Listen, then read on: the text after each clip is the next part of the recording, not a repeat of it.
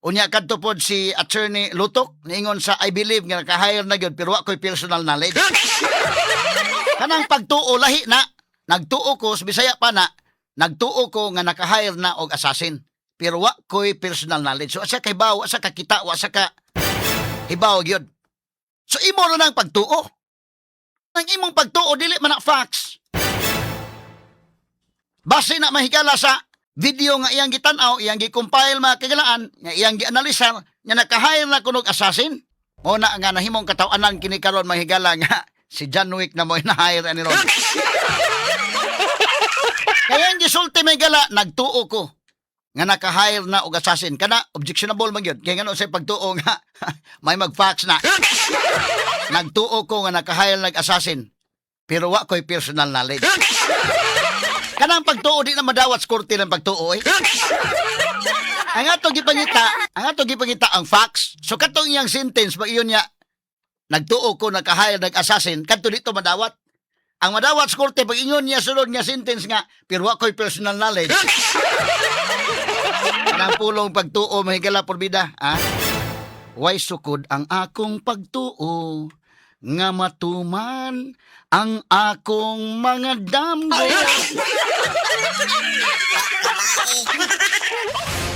De kalibreng talakayan, de prinsipyong komentaryo, Attorney Rufil Fernandez Banyok sa Straight to the Point. Not just number one, simply dominant. Straight to the point. Samtang sa laing bahin, ombudsman ni pa-review na sa na-dismiss nga kaso, may kalabutan sa gitukod nga pasibilidad sa atol sa pag-host sa Pilipinas sa 2019 ASEAN 2019 SEA Games, Straight to the point. Southeast Asian Games. Straight to Mo the ni point. mga higala ang pag-review na sa ombudsman. Uban mga kagalaan si Matibag sa NBI, Melvin Matibag miingon, imbestigahon mga higala kining SEA Games. Ang ombudsman karon ni mando na mahigala nga imbestigahon og reviewhon gyud. Straight to the point. O mao ni mahigalang mi manifest mga kagalaan si Alan Peter Cayetano kado siya mo'y target mga higala nining lain karon nga move sa NBI o sa ombudsman mga kagalaan. Straight to the Kaya point. evaluate mahigala pag pasaka og kaso mga kagalaan sa NBI ngadto na mahigala sa ombudsman medyo dali man mahigalang magkasinabot ra ni sa Melvin na Matibag og si Buying Rimulya, medyo madali ra ni mga sukit paminaw. Mo nang niingon sa Cayetano muragi usa-usa nami, Tagatanig pagtagadon mga kahigalaan ang posibilidad mga higala kung ma-evaluate kini maong kaso, mapasaka ni maong kaso o ipasaka na sa mahigalang kasong plunder. Laing mabutang sa presuhan mahigala si Alan Peter Cayetano. Straight to the point. So ginukdanay mga higala taman sa ginhawa. Ang sa flood control project mahigalawa na, gikalimta na. Straight to the Pero point. kadtong kontra mga sukit paminaw, ala gukod taman sa ginhawa. Straight Wala to the ingon si point. Alan Peter Cayetano murag usa-usa na may karon. So mga preso na mga kagilaan kining mga senador nga mga higala sa minority bloc. Murag mosunod ani mga kagilaan delikado si Alan Peter Cayetano. Labi na mga kagilaan nga siya maoy grabe sad nga moda og pangutana diha mga kagilaan sa impeachment court. Straight to the point. Kumawa si Cayetano diha mga higala medyo maibanan gyud. I don't know si Pia mga higala og mo attack ba gyud mga kagilag mga pangutana ngadto sa mga witnesses mga sukid paminaw. Sa bisan asa nga habig sa mga witnesses. Kay usahay magud mahigala og pangutana sa isig ka abogado, isig ka depensa magud kung kano sa ang objection. But kung senator judges na mangutana mas klaro man indekin. Ano mas klaro di man pwedeng objekan, Straight to the ang point. senator judge mo na nga makabuylo sila pangutana pero gilimitihan lang sila og 2 minutes ang matag-usa. Straight to the At point. hitagag pagtagad sa karon nga buntaga sa atong pagbanuban ining atong tulumanon ug inyong nga tulumanon. Straight to the point. Samtang senador Ruben Padilla ni baliwa lang sa sumon sa ombudsman pagtubag sa reklamo bato kaniya may kalabutan sa giingong pagtabang niini ni senador Ronald Bato de la Rosa pag-iskapo gikan sa Senado. Straight to the point. Sinitagag pagtagad no buntaga mga kagalaan sa banuban usab dining atong tulumanon ug inyong nga tulumanon. Straight to the Kung point. samtang ang atong pagbadayon sa isyu may labot sa impeachment mga sukid tigpaminaw, ang betrayal of public trust ni Sara Duterte, murag ilan na ning biyaan ning dapita mga higalang Article 4 mo lahos na sila ngadto sa laing mga articles. Kaya ang katapusang witness may higala si Matibag naman lang. Straight to the point. Sa Article 4, mo ning ilang mahigalang unang gisalang, tulura ka mga witnesses ang ilang mapresentar. So inay napo ka mga witnesses or 11 ka mga witnesses, giwithdraw naman nila mahigala tong uban. Tulura gyud ka mga witnesses ni tanan kadto mga kaigalan si Kalilong, gisundan mahigala ni Attorney Lutok o gamosunod mahigala ini si Attorney Milvin Matibag. Tulura ka mga witnesses. Ang pangutana, niyan tulo ka mga witnesses na ila ba mahigalang na-establisar ang ilang kaso under Article 4? Straight to the point. Katanig pagtagad mahigala. Nya unsa man, betrayal of public trust mga higala, ang sayon nga pagsabot sa katawhan moingon, dunay betrayal of public trust mga sukid di paminaw si Sara Duterte. Siya may kinatas-an og net trust rating hinuon sa mga Pilipino dahil sa mga opisyal.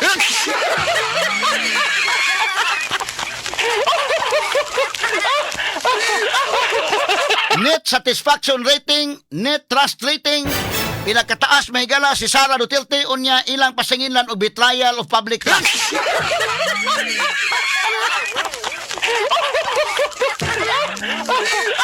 Dili ba balikwaot paminaon mga higala sa mga ordinaryong Pilipino?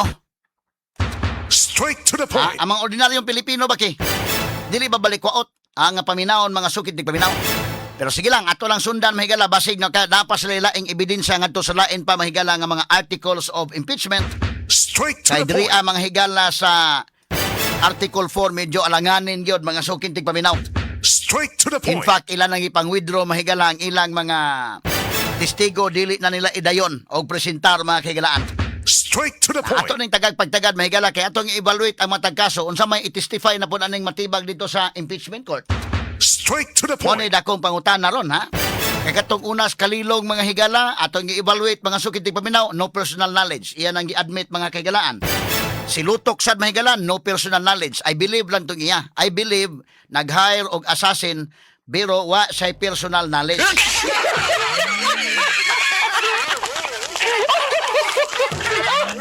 Unsa may isulting matibag kaani mga sukid tig paminaw. Atari pagtagad rubuntaga sa atong paman-uban usab nining atong tulumanon ug inyong tulumanon. Ang Cebu Metropolitan Catholic Mass Media Awards. Best Radio Commentator, Best Newspaper Columnist, and Best Public Affairs Anchor. Attorney Rufiel Fernandez Banyok sa Straight to the Point. Straight to the Now point. atong balikan mahigala to mga isgutanan ro buntaga mga higala. Balikon ako kung imong i-evaluate gyud katong mga witnesses. Medyo katawanan gyud tong duha ka mga witnesses so far. Kinis matibag mahigala mo'y last witness sa Article 4. Murag dili siguro mo katawa mo ani kay delikado mo katawa mo ikiha mo.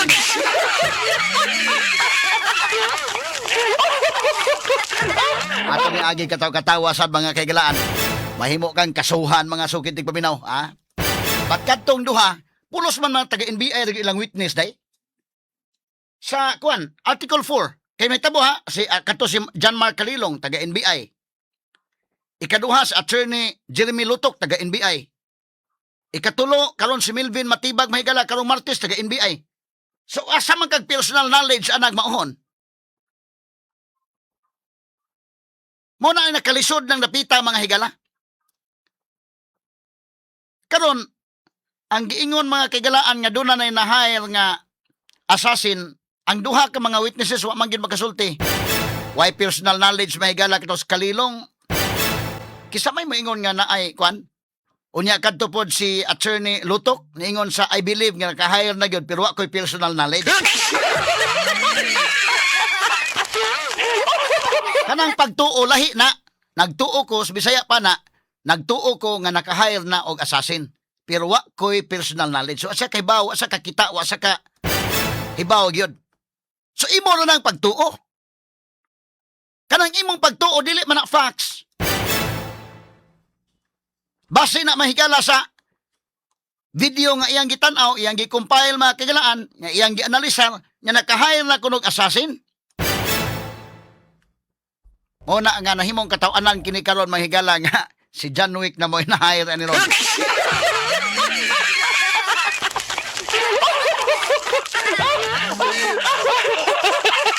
Kaya ang gisulti may gala, nagtuo ko nga naka-hire na og assassin. Kana, objectionable man yun. Kaya nga sa pagtuo nga, may mag-fax na.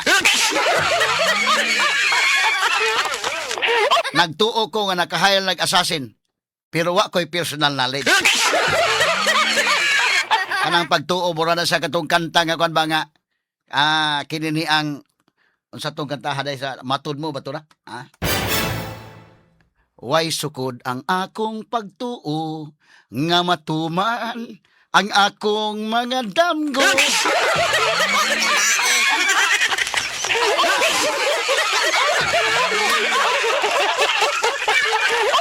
Ato lagi ka to katawan. Ato lang agi kato katawa mahigala bidala kung tingog nga gapiit lang ning agi mga sukit ning paminaw kay gawas nga more or less pagaw-pagaw pagyuta. Kanang pagtuo di na madawat korte ng pagtuo eh. Ang atong gipangita ang facts. So katong iyang sentence pag iyon niya nagtuo ko nag-hire nag-assassin kadto dito madawat. Ang madawat sa korte pag ingon niya sulod nga sentence nga pero wa ko'y personal knowledge.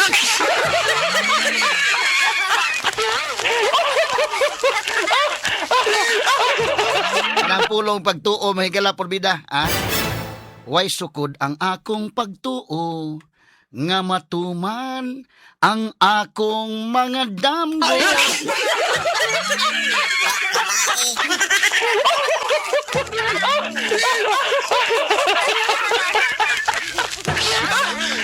Ako lagi katawa mga sugid ni paminaw pero kining taga NBI tinuuray lang may nimo imbisigal sila oy. Mga maing laki ni mga taga NBI pero kaning masuguan gyud kay ini kining aning kasuha mahigala bida. Unya wa kay mahimo ba imo ligod-igo ligod ka sa pagtuman. Lisod oy. Kay actually kining kasuha ato ibalik ha ilang tumo nga pasakaan si Sara Duterte og kaso sa impeachment. Ituyo tong imbestigal tong Quadcom. Sige mga imbestigal, sige imbestigal.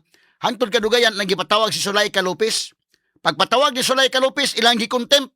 Pag contempt na di pa nang igo, pagkagabi ibalhin mga higala ngadto sa prisuhan gyud. Ngano ibalhin mas prisuhan nga contempt man sa Congress. Wa man sa ng Chief of Staff mahigalang Sara. Moto naka yaw-yaw Sara mga sukid tig paminaw. Pag yaw-yaw, agi-appeal na. Sige, appeal po ni sa grounds impeachment.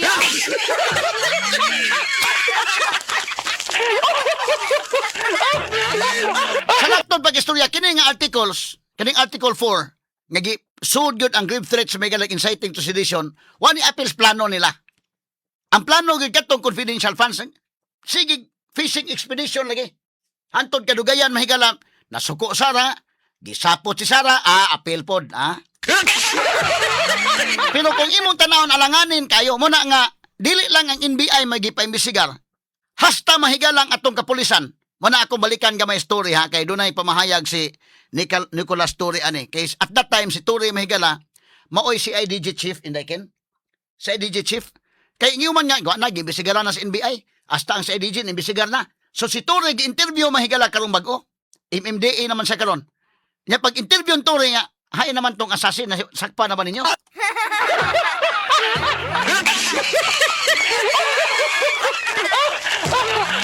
Manitubag ni Tori ay. Ato paminahon ko no, Rald. Kane. Say, audio ko no, dong. Audio dong. I'm not very sure. Sige. Chief noong iniimbestigahan yung contracted assassin di umano. Yun ang mission nyo noon to find out kung may kinontract na assassin ng si VP Sara. Nahanap nyo ba yun? Medyo matagal na, ano? At saka hindi ko na masyadong naalala ang mga detalye. Hanapin kung may kinontract na assassin si VP Sara? I don't think na merong specific na gano'n na baka finding ang ginawa namin. What fact did you find, sir? Hindi ko maalala kung anong actions namin doon eh. Hindi ko maalala. Ang isa rin maalala ko lang doon is may nag-file ako ng parang Grave threat? Hindi eh. Hindi against kay VP Sara. Against kay PRD mismo ang na-file ko noon na parang yung against sa mga senador. Di ba? Yung sabi niya about sa mga senador. Nothing on VP Sara's grave threat? During that time, I'm not very sure. I'm not very sure. Hindi ko na maalala. Hindi ko ma-remember. Mabuti siya hindi kayo pinatawag na witness sa impeachment. Ito sasagot ko. Mag-review ko. Kasi si Director i-review ko ang Matibag utak ko. naka-line up eh. Eh, kayo rin nabanggit I-review ko din. ang utak ko kung ano ang maalala ko regarding that matter kasi parang hindi ko na maalala eh. Opo, sige. Wala kayong final kay VP Sara, nag-file kayo ng grave threat kay FPRRD. Hindi grave threat ang final ko. Kasi ang grave threat, ipa-file mo lang kung... Ay, ano lang pala, sir? For inciting to unlawful Inciting utterances.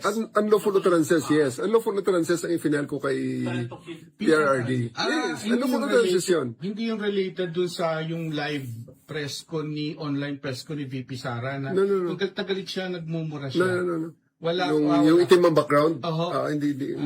Wala akong maalala doon. Ang maalala ko yung kay PRRD na yung parang ang maalala ko yung mga senador na sabi niya, yung senador na yan, pasabugin natin, something like that.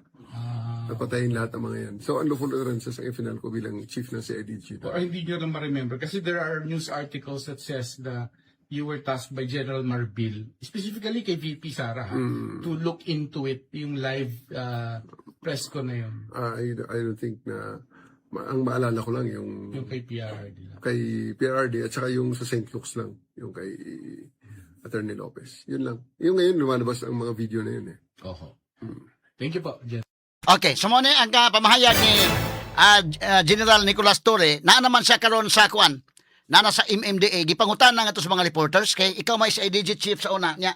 Mo man nagawa sa mga articles, kay mo man to pamahayag nila ni Attorney Lutok nga gawa sa NBI, ni pagawas og statement ang PNP, ni pagawas og statement ang AFP, ni pagawas og statement mahigala ang kini ang National Security Council, ano ba? So gipangutan na story, kay story man mahigala mo ay CIDG chief at the time, kung unsa man to. Kini ni ang naban inyo bang gipangita tong assassin?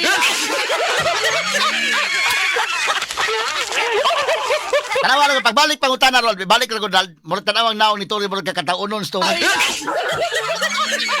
Kaya tinulay lang mahigala kining particular article nga kini ni ang betrayal of public trust gisuksok diha mahigala ang grave threats o inciting to sedition.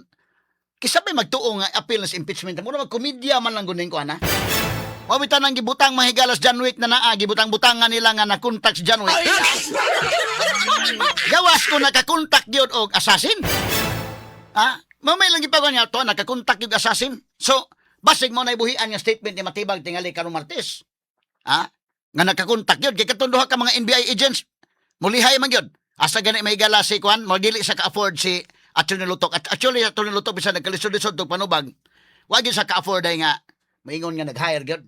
Ang yang giingon, ang kong pagtuo, I believe naka-hire, but wa ko'y personal knowledge. So, kutob ra sa pagtuo, mahigala, pero kanalaging pagtuo, doon ay kanta na nga, way sukod ang akong pagtuo nga matuman, ang akong mga damgoy.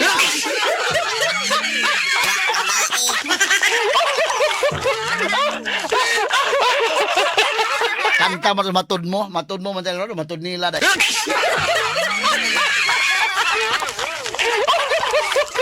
Way labot ng pagtuo, oy, nata sa husgado, oy.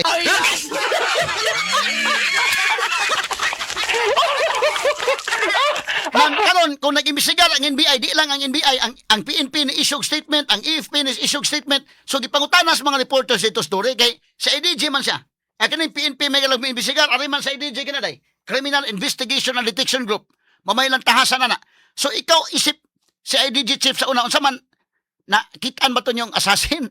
Tarawang naog turi pagpagutan na mo nagkakataunon.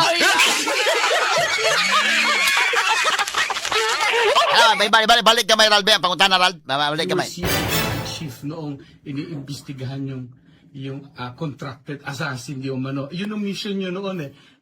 To find out kung may kinontract na assassin ng si VP Sara. Nahanap nyo ba yun? Medyo matagal na, ano? Pause. Nakatawas to.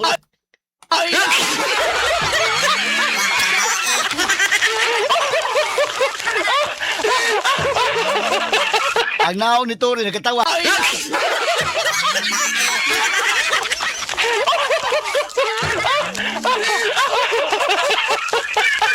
Mura mga higalabag, naong ni Tori, yagaon kayo.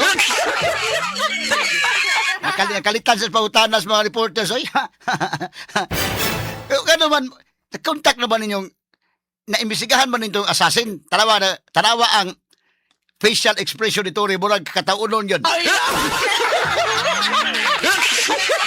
Kaya balik ko, sugod sa pangutana dong. Sugod sa pangutana. Tawar kong dagwa yung Tory, oh. Sige. Mga detalye nun. Sige, rewind kamay dong. Ibalik ito pangutana sa reporter. Sige daw. You were CIDG chief noong iniimbestigahan yung contracted assassin di umano. Yun ang mission nyo noon eh. To find out kung may kinontract nga na assassin ng si VP Sara. Nahanap nyo ba yun? Medyo matagal na, ano? At saka hindi ko na masyadong naalala ang mga detalye. That was your mission noon, ano? Hanapin kung may kinontract na assassin si VP Sara? I don't think na merong specific na gano'n na baka finding ang ginawa namin.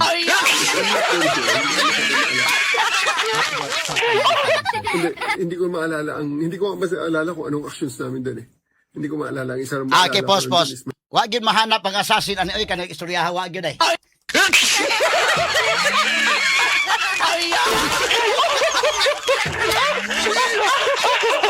Kung nahanap ang assassin niya, si Sara mo yung nakakontak ka na assassin, di gina makuan, di na malintan Tory. Karon limtan man sa ano, nya yung tubag mahigala pa mo sa kakataunon. Ang Cebu Metropolitan Catholic Mass Media Awards. Best Radio Commentator, Best Newspaper Columnist, and Best Public Affairs Anchor. Attorney Rufil Fernandez Banyok sa Straight to the Point. Straight to the Now, point. atong i-explicar mahigala ang posisyon. Actually, og imong tan-awon ang arguments. Oral arguments mahigalang gipahigayon labot na sa kinini ang bank records, tax records, amlak mahigala ni Attorney Representative Chiljuk, no? Maayo ang iyang arguments. Ang tubag pod ni Pua, maayo sad. Unsa may mga punto diay nila? Unsa may gusto ni Jokno? Ang gusto ni Jokno nga i-open tanan aron mahibaw-an mga higala unsa gyud ni dunay transparency mga higala labot ni Vice President Sara Duterte. Ang argumento sa mga higala ni Pua more on ipahigayon na to ang due process. Kay lisod man sa kayo og fishing expedition, hindi man sa pwede ng fishing expedition. Nga, i-file ang kaso karon fishing na dayon sunod. Og impeachable official si Sara Duterte, niya nang pagka-vice president niya, ang pangayoon nga record, kana lang panahon nga siya usa ka impeachable official, kay wa may labot tong uban. Ha? Niya na mga higalang panahon nga vice mayor pa siya, mayor pa siya. Sumuning argumento actually ni Pua. Pero itong paminahon mga kaigalan ha, kay pulos anindot ang ilang mga argumento, pulos ligon o mga basis ang ilang mga arguments. So ang mga senators senator judges mo hukom ipaagi nig voting, no? Kini nga motion mga sugid tig paminaw. Ato paminahon una si Representative Chiljuk, no, sa may una mahigala, nya sunod dayon si Attorney Pua. Okay, sige, Rald. Twin motions that they filed. You are recognized, sir, and you may proceed when you're ready. You have 15 minutes. Thank you, Your Honor. Good afternoon, everyone, to the members of this honorable court. May it please the court. Simple lang po ang isyong kinakaharap natin ngayong hapon na ito. Pero napakabigat. Bubuksan ba natin ang pinto ng katotohanan o haharangin ito? Ang hiling ng prosecution ay mailabas ang buong katotohanan so that this court may know the truth, the whole truth, and nothing but the truth, and make its decisions based on that. That is why we have requested the issuance of subpoena duces tecum for the bank records, tax records, and anti-money laundering council reports relating to Vice President Sara Duterte and her husband, Attorney Mans Carpio. Sa pamamagitan nito, may lalahad ang buong katotohanan tungkol sa mga alegasyon sa Article 2 ng Articles of Impeachment. Una, na pinayaman ni Vice Presidente ang kanyang sarili ng labis-labis sa kanyang legal na sahod at lehitimong kita bilang isang lingkod bayan. Okay, posa. So, kini mahigala ang arguments ni Chiljuk, no? Iyan ning gisuwat mahigala og iyang gibasa. og ang substance okay, no? Og yung paminawon maayo nga arguments. Kung paminawon pa nimos puwa maayo sad, dunay mga punto may galang atong pagtagad ha, sa atong diskusyon utong taon human lamang sa pipila ka mga pahinumdom. Ang Cebu Metropolitan Catholic Mass Media Awards. Best Radio Commentator, Best Newspaper Columnist, and Best Public Affairs Anchor. Attorney Rufil Fernandez Banyok sa Straight to the Point. Straight to the point. Alas 9:58 na balikan to may gala si Representative Chel Jokno sa iyang arguments. Ang ngano nga paablihan gyud ang bank deposit, bank records, tax records og ang amlak mahigala ni Sara Duterte, Vice President, og ngano mahigala nga si Attorney Pua mahigala miingon sad niya specific lang kay impeachment man ni. Kadtong panahon nga impeachable official siya, motoy angay nga tan-aon. Apan ang uban dili, no? Kay specific man na mga sugiti pa minaw. Otherwise mahimo na siyang fishing expedition. So mo ni mga kagalaay mga arguments, no? Ato ipadayon sa si Attorney Representative Jokno labot sa iyang arguments mga higala nga gi put forward. Mayo ba yasad, no? Ang iyang mga argumento in fairness niya mahigala o yuman ang mga arguments nga gi put forward sa mahigala ni Attorney Pua. Ato nga balikan mga higala kining maong mga pamahayag. Sige dong. Mga ari-arihang hindi dineklara sa kanyang Statement of Assets, Liabilities, and Net Worth. At pangatlo, na habang siya ay nanunungkulan bilang vice-presidente, nakibahagi siya sa negosyo, directly or indirectly, kahit ipinagbabawal ito ng ating konstitusyon. Sasabihin marahil ng depensa na walang kapangyarihan ang hukumang ito na busisiin ng mga bank records, tax records at AMLA reports ni VP Sara. With all due respect, that argument is not only legally flawed, it is an affront to the authority of this honorable court. Kung tatanggapin po natin ang argumentong ito, hahayaan natin maliitin at insultuhin ang hukumang ito. The Constitution, Your Honors, please, vests this impeachment court with extraordinary powers. Tanging ang hukumang ito lamang ang may kapangyarihang magpasya kung ang mga pinakamataas na pinuno ng ating bansa ay karapat-dapat pa rin manungkulan. Because this power comes directly from the Constitution, no one, no person, no law, no administrative rule can limit or supersede it. I repeat, nothing and no one can handcuff this court's power to try and decide this impeachment case. Kahit ang bank secrecy law po ay sumusunod at tumatalima sa impeachment court. The law explicitly states, and I quote its pertinent portions, all deposits are hereby considered as of an absolutely confidential nature except in cases of impeachment. Walang kaduda-duda, may karapatan at kapangyarihan ng impeachment court na busisiin ang mga bank records ni VP Sara. Okay, pause. So, pasabot ni Attorney Chel Jokno mahigala, taas man iyang kung kay 15 minutes man mahutlan tag-ulas, ato patubagon sa Sipua mahigala. Pero gipasabot ni Attorney Chel Jokno nga, kining impeachment court, doon na ni gahom, nga muhatag og kamanduan mahigala, ilang ng power, within sa ilang power na, nga muhatag og kamanduan, niinin ilang motion. Kay kinini ang iya pa ganing giingon nga og limitahan mga higala ang impeachment court usa ka na ka minaliit at insulto to the court.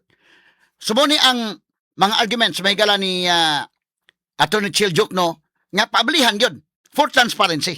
Itubag pod mahigala si Attorney Pua ato ni mahigalan tagag pagtagad kay tungod sa tong oras mungod niya kuana. Ato sa patubagon si Attorney Pua dayon atong dugangan pag-analisar mahigala. Okay, ato paminawon sa Attorney Pua sa defense.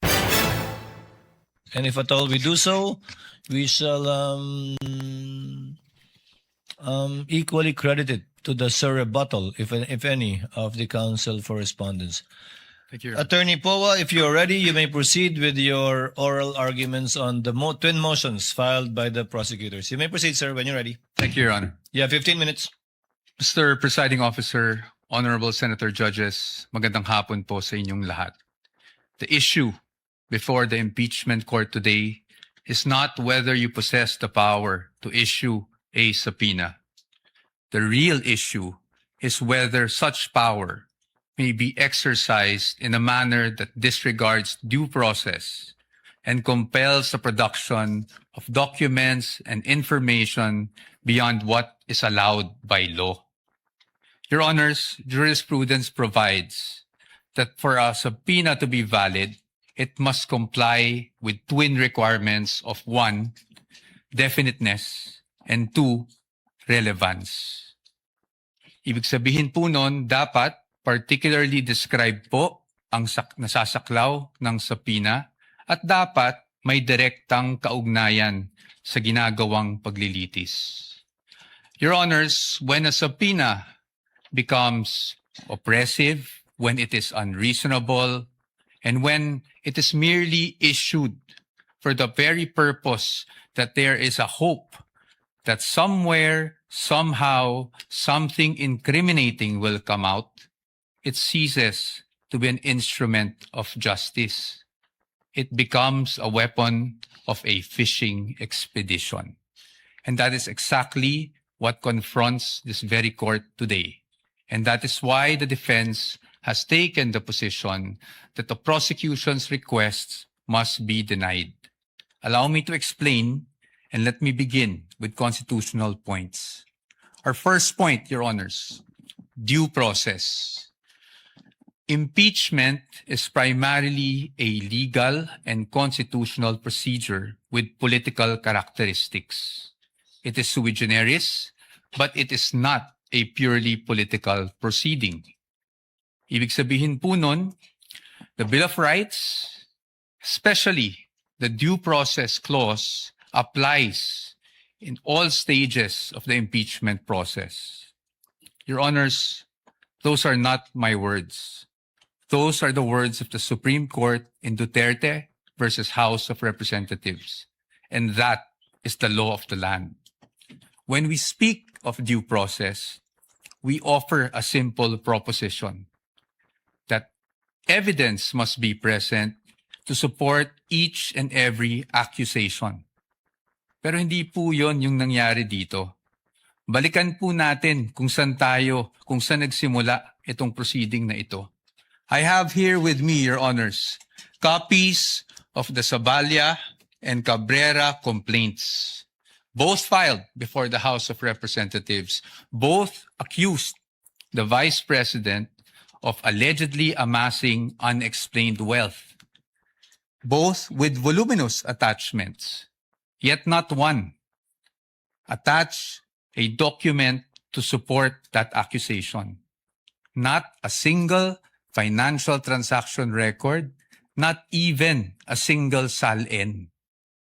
In fact, it was only after these complaints were filed, and more significantly, only after the respondent had filed her answer before the Committee on Justice, that committee started searching for evidence to somehow support these accusations through, again, the issuance of subpoenas. Your Honors, we objected then, and we are still objecting now, because with all due respect, the position of the defense is that is the very definition of a fishing expedition. Your Honors, in our legal system, it is not permitted to accuse now and then just look for proof later on. That is not how due process works. Hindi po dapat natin pinapayagan yan. Moving on to my second point, Your Honors. Let's talk about... Okay. So, doon ay mga punto sa si Attorney Pua. Nindot ang punto ni Attorney Jokno, Representative Jokno, panindot sad ang punto may gala ni Pua, no? Nga, dili po fishing expedition. Pareha ba, tao kakalunday ba? Maglakaw-lakaw, waka uyon sa mong naong, kiyaan ka. Why? Okay, kaso, kiyaan ka. Unya, inig makihan na, unya lang tamangitag ebidensya batok. Nimo.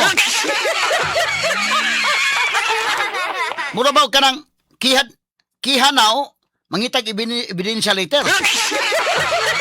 Mao ni ang punto ni Attorney Pua. Matalinong talakayan, diretsahan, Attorney Rufil Banyok sa Straight to the Point. Dire-diretsong komentaryo. Attorney Rufil Banyok sa Straight to the Point.